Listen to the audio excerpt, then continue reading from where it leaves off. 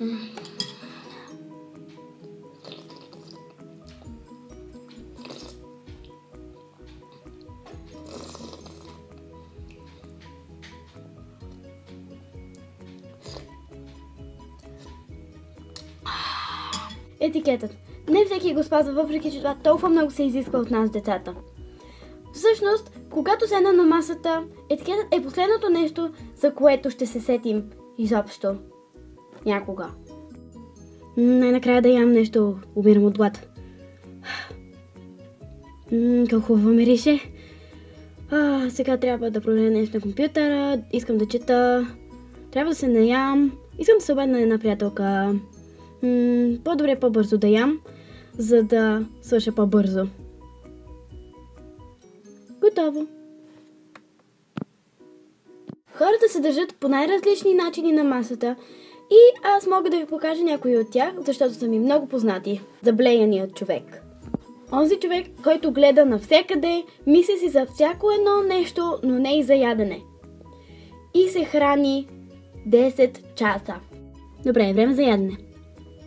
О, виж, птичка! О, колко е хубава. Излетя. О, я виж ти.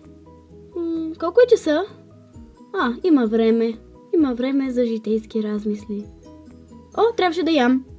Онзи човек, който прави абсолютно всичко останало на масата, но не и да се храни.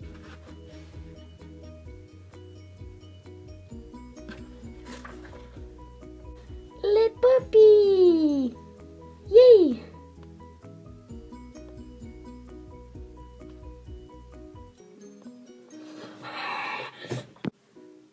Уно. Да видим колко имам в касичката. Раз, два, три, четири. О! Тази рокля или оная рокля? Хората, които се тъпчат не защото са си поръчали едно голямо ястие, а защото са си поръчали 100 и изяждат само половината от тях. Здравейте, заповядайте сметката. Не само храненето е част от етикета.